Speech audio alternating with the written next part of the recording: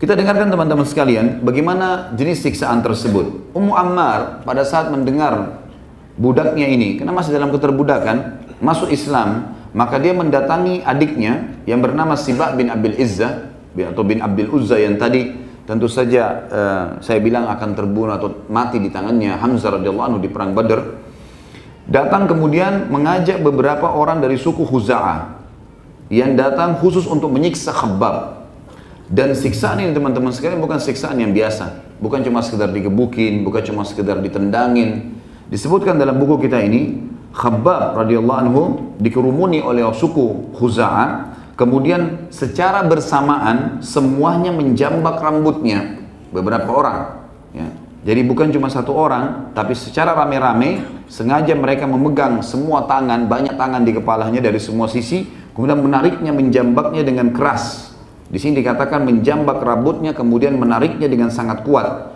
Lalu semuanya mereka serentak dengan tidak melepaskan rambut itu, memelintir lehernya dengan sangat keras. Artinya menggerakkan ke kanan dan ke kiri dengan sangat keras. Kemudian yang luar biasa, meletakkannya di atas arang yang panas. Dibakar arang tersebut, ya, kemudian diletakkan di atasnya tanpa diberikan satu lembar kain pun di badannya. Dan mereka meletakkan batu di atas dadanya yang sangat besar di tengah-tengah padang pasir yang panas. Kemudian batu tersebut pun diinjak. Ya. Yang lebih luar biasa daripada itu disebutkan juga dalam riwayat yang lain, bahwasanya Khabbab radhiyallahu anhu didatangkan di siang hari. Dan ini terjadi setiap hari penyiksaan yang sama, bukan sekali kemudian dilepaskan. Hari ini disiksa yang sama, besok yang sama, lusa yang sama, terus sampai tibanya masa hijrah. Ini kita bayangkan siksaan begini teman-teman, didatangkan di tengah-tengah terik matahari, dan pada saat itu Mekah umumnya mayoritasnya padang pasir, dan kalau puncak musim panas bisa sampai 55 derajat, panas sekali. Kemudian didatangkan di tengah-tengah padang pasir yang pada saat itu matahari dibahasakan di sini bisa melumerkan batu yang padas, ya. Mereka membawa Khabbab ke tengah lapang Mekah, kemudian mereka membuka bajunya dan menggantikan baju tersebut dengan baju besi. Jadi kebetulan di tempat kiosnya Khabbab ini banyak sekali besi-besi yang memang akan dibuat pedang. Maka semuanya besi tersebut mereka kelola, mereka masukin ke bara api yang sedang ada sampai memerah. Ya, biasanya pedang sebelum diketuk supaya rapi, biasanya jadi merah, panas, membara api. Dan ini harus direndam di air baru kemudian dia mendingin. Maka dibiarkan semua besi-besi itu panas, baik pedang-pedang yang pernah dibuat ataupun besi-besi yang masih tersisa, lalu semua dibiarkan merah, lalu ditempelkan di badan Khabbab radhiyallahu anhu dalam kondisi membara, merah. Sehingga semua kulitnya belang dan semua ototnya terbakar, sehingga menjadi hitam dari seluruh tubuh. Ditaruh barang-barang ini atau besi-besi ini. Kemudian pada saat itu mereka tidak memberikan air minum sama sekali. Dan pada saat Khabbab sudah terlihat kepayahan, teriak kesakitan, maka mereka meminta agar Khabbab meninggalkan agama Muhammad SAW dan memuji Lat dan Uzzah. Tapi apa yang terjadi teman-teman sekalian? Dalam kondisi kulitnya terbakar, ya, kondisi besi melengket semua membara di tubuhnya dari kepala sampai kakinya, maka Khabbab radhiyallahu anhu tetap mengatakan, saya tidak akan pernah meninggalkan agama ini, lakukan apapun yang kalian inginkan. Maka setelah melihat penyiksaan yang sangat luar biasa seperti itu, mereka tidak bisa sama sekali melakukan apa-apa. Maka mereka mengambil besi-besi yang panas tadi, dipanaskan kembali pada saat barahnya sudah mulai berkurang, lalu dirantaikanlah di kaki Khabbab, kedua kaki, kedua tangan, leher dan juga dadahnya.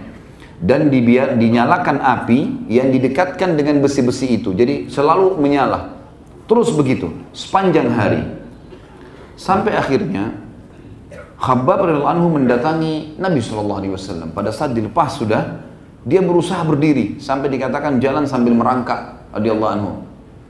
Waktu siksaan tiap hari seperti ini. Jadi luka belum sembuh, masih luka bakar, dipasang lagi besi yang panas besoknya, sama. Hanya permintaannya satu, tinggalkan agamanya Muhammad. Hanya itu saja. Maka dari teman-teman sekalian, Khabbab dalam satu riwayat dikatakan datang kepada baginda Nabi SAW, dan ini disebutkan dalam hadis Bukhari. Dia mengatakan,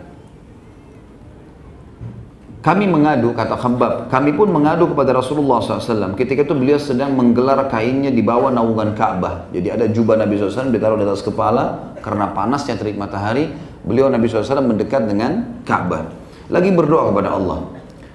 Maka kami pun berkata kepada beliau dengan beberapa orang sahabat yang lain, apakah anda tidak memohon pertolongan untuk kami ya Rasulullah? Apakah anda tidak berdoa untuk kami? Dalam riwayatnya dikatakan tentunya, ya Rasulullah, lihat ini. Khabbab buka bajunya, semua dari kepala, ya tadi tentunya di orang dulu zaman dulu kalau panas pakai tutup kepala. Dibuka semuanya dari kepala, dibuka semua baju bagian dadanya, semuanya kelihatan luka. Tidak ada sisi badan yang tidak kena luka bakar. Mengatakan, ya Rasulullah, lihatlah ini. Apa yang mereka perbuat buat kami ini? Ini cuma karena ajal aja belum datang. Kalau ajal sudah saya mati gitu. Dan bayangkan teman-teman, waktu itu Al-Quran belum lengkap. Beberapa hadis Nabi SAW baru disebutkan. Artinya iman juga itu belum semestinya, belum seperti orang keadaan sekarang. Quran sudah lengkap, sudah banyak bukti-bukti gitu kan. Maka Nabi SAW menjawab apa teman-teman sekalian? Ini di awal Islam perjuangannya luar biasa.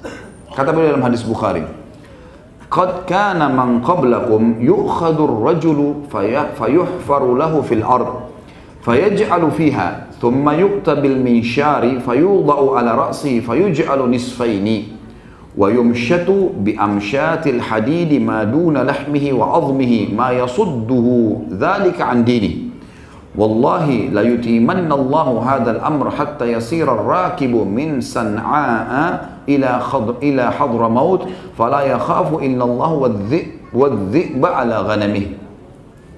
Sesungguhnya ketahuilah, Nabi SAW nasihatin para sahabat waktu itu di awal-awal Islam nih. Sesungguhnya orang-orang sebelum kalian yang sudah beriman juga, salah seorang dari mereka ditangkap, lalu dia ditanamkan di dalam tanah, lalu sebuah gergaji sampai lehernya, tinggal kepalanya sehingga tidak bisa bergerak. Lalu didatangkan sebuah gergaji depan matanya, pedang, diletakkan di ubun-ubunnya sehingga tubuhnya terbelah menjadi dua, diiris pelan-pelan, bagian kepalanya diiris pelan-pelan sampai terbelah dua, gitu kan. Kata Nabi SAW, diletakkan gergaji tersebut atau pedang di ubun-ubunnya sehingga tubuhnya terbelah menjadi dua. Dia disisir dengan sisir-sisir besi. Ada lagi orang lain disiksa, didudukkan, ditanam sampai lehernya, lalu rambut kepalanya disisir besi yang tajam, sengaja digorak-korek di atas kepalanya sehingga berdarah semuanya. Sehingga kata Nabi SAW, dagingnya terkelupas dari tulangnya, bukan kulit terkelupas dari dagingnya, dagingnya sampai terkelupas dari tulangnya, jadi sampai tulang kelihatan. Dikatakan di sini, namun semua itu tidak menghalanginya dari agamanya. Tetap mereka bertahan demi Allah. Allah yang maha tinggi dan maha pemurah akan menyempurnakan perkara agama ini sehingga seorang pengendara berjalan dari San'a. San'a adalah ibu kota Yaman ke Hadramaut, salah satu kota lain. Kalau saya tidak salah ini sekitar 600 km jaraknya. Maka dia tidak takut kecuali kepada Allah dan serigala terhadap dombanya, akan tetapi kalian kaum yang terburu-buru. Dalam riwayat lain dikatakan bahwasanya akan ada seorang wanita yang keluar dari San'a menuju ke Hadramaut tanpa takut kepada siapapun kecuali Allah karena amannya.